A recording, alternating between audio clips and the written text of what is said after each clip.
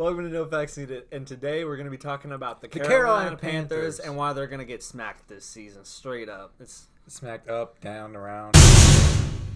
Well, let's jump right into it, and let's talk about their record predictions, which we have very differing opinions. You go first. Okay. I think this team will be picking number 1 in the draft next year. What's your record? So for that reason, I say 1-15. Okay. Well, I think they're going to go 7-9, you know? I respect that. So Vegas has them at a solid 5.5, and last year they went 5-11. So let's talk about the schedule. Dang, this is super hard. The division alone is 6 losses off the bat. Probably the hardest division there is, and they also play the AFC West and the NFC North. So within them, they play the Chiefs, the Broncos, Vikings, Packers. And then even their bad teams like the Bears, the Chargers, Lions. I mean, Raiders. They're still pretty good, you know. Mm-hmm. So they're gonna have a tough schedule ahead. Off season, what did they do to get better? They did a lot to not get better. In their draft, they went all defensive players. Literally. Their coach was like, if we don't give out good D, ladies aren't going to want us. So we're going to give out good D, you know? Yeah, Matt Rule knows a thing or two. I will say, I think they actually had a pretty good draft. They got Derek Brown, Uter Gross Matos, Jeremy Chin, and Troy Pry Jr. Mm-hmm. So the players that they did pick are actually pretty talented. Yeah. And I think every single guy, besides probably Derek Brown, fell, and then they swooped up and got him, you know? Yeah. Let's talk about their gains. They got... Free agency-wise, they didn't really do a lot. I mean, they got Teddy Bridgewater, Robbie Anderson, and then they made a trade for Russell Okung, which they traded away Trey Turner. That's like 1-on-1, just different positions, same talent. They also got John Miller, Tahir Whitehead, Seth Roberts, and Eli Apple. Yeah. And then they lost a lot of people. They lost a lot of talent on their team. Yeah. They lost Greg Olsen, Cam Newton, Eric Reed, Luke Kuechly, James Bradbury, Mario Addison, Vernon Butler, Jared McCoy, Donatari Poe, and Chris Hogan. Anybody else? They lost a lot of guys, and that's a team going 5-11. So you want to tell me how they're going 7-9 now? So let's. What are your thoughts? I'll let you take the floor on this. My thoughts are, how are they supposed to replace any of those guys with a first-year head coach, a team that's made almost is 30% rookies? How are they expected? They're just not going to be ready. Is what it comes down to, I think, and I think. Luke is a huge loss. Yeah. Because the defense now goes from already not that good, but with a superstar, to just pretty much not that good. And then on offense, they just don't, they have pieces. They have really good pieces, actually. But they just don't have, the quarterback and the offensive line that I think can get the job done. Mm-hmm. So. Okay, my thoughts. They officially started their rebuild. Past couple of years, they've been oh, we kind of suck, but we can do this. They're holding on to that to Cam hope. by his cape. And they were finally cape. we gotta let Cam go. So I'm gonna talk about then they crushed him. So let's talk about their coaches. They went balls to the walls and said, Matt Rule, you're leading this charge of this rebuild. They gave him a 7-year deal. Yeah. And it seems like they've been giving him a lot of control over this team. Yeah. That's kind of a risky move for a guy who's never coached in the NFL.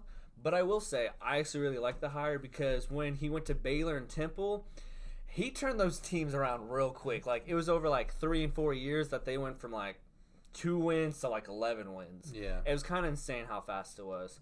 Yep. They also got Joe Brady. I mean, LSU did the whole Tigers. Joe Burrow thing. And then Phil Snow, which is kind of cool because Phil Snow and Matt Rule have been together for 7 years. I don't know if they're lovers or if they're just really close friends, but Matt Rule's kind of kept him along, so that's kind of cool. Yeah. I kind of like this coaching staff. I will say this team is not as grim of an outlook, I feel as the last couple of teams we've done, because they actually at least I give them credit for picking a direction and going in it. Yeah. They wiped everything clean, basically took anyone or any coach, player, owner, whatever was there from the previous regime, the Super Bowl 50 team, and they said, well, you kind of suck. So they got all new, everything new, and it's probably gonna be bad this year. Yeah. But that's okay because they brought in Teddy to be the bridge for whoever their next quarterback is gonna be, and they brought in Matt Rule to kind of get things prepared for whenever that guy comes in. So hats off to him. So let's talk about the players playing on the football field, throwing those passes, catching those passes. So first up, Teddy Bridgewater. Came from being a backup with the Saints. When he did play, he was good, but I think that was his ceiling. What we saw last year was definitely a ceiling. Yeah. I don't think it's going to get any better. But he did sign a 3-year deal. You know, I thought this was perfect for him because it's literally saying you're not the franchise quarterback. You know you're not. We know you're not. But you're going to be a good bridge guy. But yeah, I think this is a good deal for both sides. Teddy gets to start and be, you know, a good-ish quarterback in the league. And they get a player who's not going to be bad, but is going to be bad enough to let them tank. All right, we can talk about probably a guy that might be taking steroids. Their running back, Christian McCaffrey. Because how can you be this good and not take steroids? He is undoubtedly, definitely the number one running back in the league right now. Yeah. You know, I don't think he's going to be – I don't know if he'll be able to recreate this season he had last year, but he's still a beast. He's straight up good at everything and probably their number 2 wide receiver on the team. Mm-hmm. Even if he does 80% of that, it's going to be incredible. Yeah. Because, literally, nobody's ever done what Christian McCaffrey does. I will say he doesn't have any injury history, but I don't think – I think if they don't, kick stuff up into gear, they're going to waste his career because if he gets this much volume over the next 2 years, you're going to see his body kind of deteriorating a little bit. Well, yeah, they haven't been exactly, pounding him into the ground from, the moment he got into the league. It's not a Leonard Fournette situation. Yeah. So that's good, but also, yeah, you need to take the weight off of him a little bit at some point. Okay. Let's talk about wide receivers, the guys who are going to try to catch Teddy Bridgewater's balls. Number 1 guy, DJ Moore. Yeah. DJ Moore really blossomed last year as their number 1 guy. Almost had 1,200 yards with Kyle Allen and Will Greer. Curtis Samuel is all right. He was a smaller guy. He had 50 catch percent last year. Yeah, I feel like Curtis Samuel, he's kind of almost like a running back. Mm-hmm. He's not really going to do much in terms of intricate routes or anything like that, but when you get him in space, that's where he really makes his money. And just to talk about DJ Moore real quick, yeah, he's so good. He's route running is great, and then after the catch, he's great. He got the wiggle sticks. He can make it happen. Last guy, Robbie Anderson. The only reason he's people like him a lot is because he's a typical long, tall, fast guy that can stretch the field. Yeah, he's good, but is he really that good? Yeah. He can make big plays. He's a good deep threat, but other than that, he's not really that good. Yeah, I'm fine with the signing just because they're not doing a lot else. We can talk about tight end now. Ian Thomas has good size and is still young. He's going to get a chance to start. He's a 6'3", 260, 30-year player that has not really done anything. Good for him, I guess. He's been a backup to Greg Olsen, so not really. But when Greg Olsen got hurt, he really didn't pop up and do much. Yeah, I feel like he's probably a placeholder. Let's talk about the guys that are going to let Teddy Bridgewater and Christian McCaffrey down. The O-line. Listen, how about you talk about them? Listen to me. It's hard to talk about them. Taylor Moton is good. Okay. He is a quality starting tackle in the league. Okay. And I'm not saying barely quality. He could be a Pro Bowler. Okay. For about 2 years now, he's actually been good. Yeah. Okay. Then Matt Paradis is solid in the center. Okay. Mm-hmm. There's a reason why he got paid as much as he did. Russell Okung. Yeah. He's been getting paid on experience for a couple of years now. He's pretty old. But you could do worse, I guess.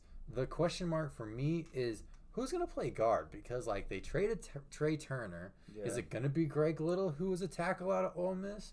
I don't know. Well, they signed John Miller, so I'd assume he's going to be one of the guys. Yeah, but you need 2.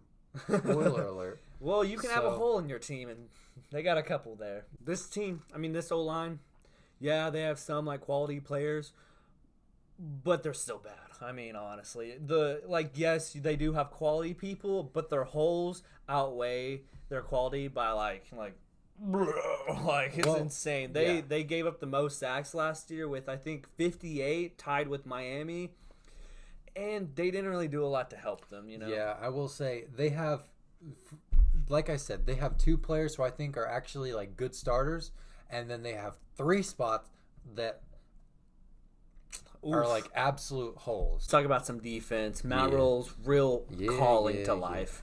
Let's talk about their D-line. They have Brian Burns, who was their first-round pick last year. Actually did pretty good, 7.5 sacks.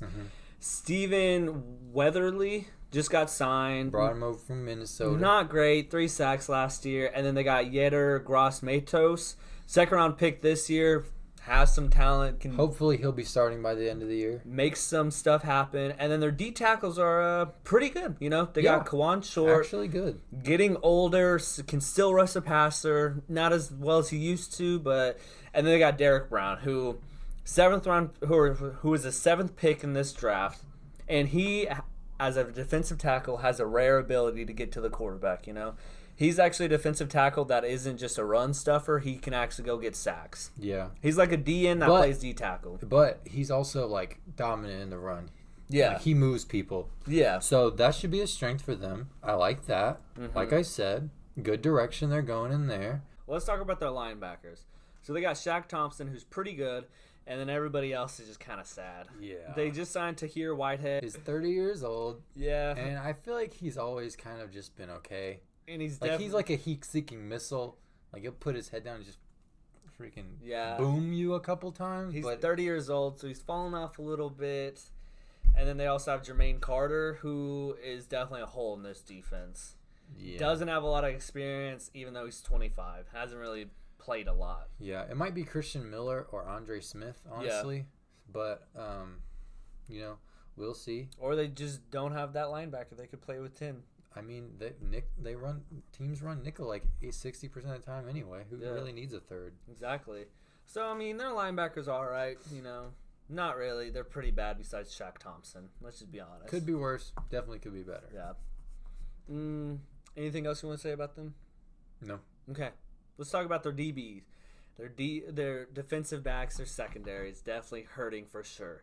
They got Dante Jackson, Trey Boston, who are the only vets on this team with actual talent. Yeah.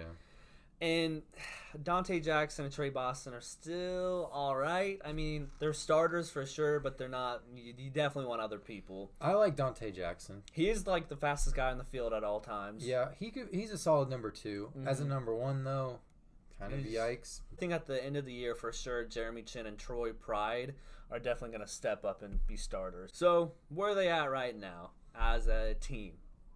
They're definitely in Carolina. Yeah, good point. So, they're in a rebuild stage right now. Definitely 100%.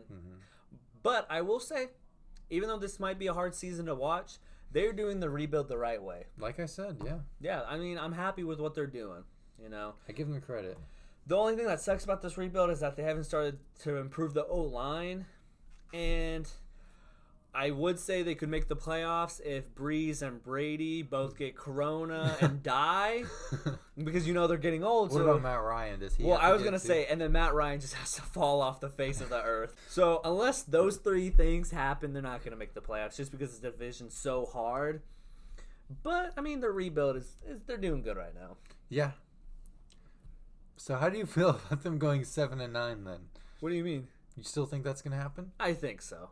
Okay. I'll get to that, though. I'm going to talk about their pros. Okay. Number 1 pro, best part about this team is Matt Rule.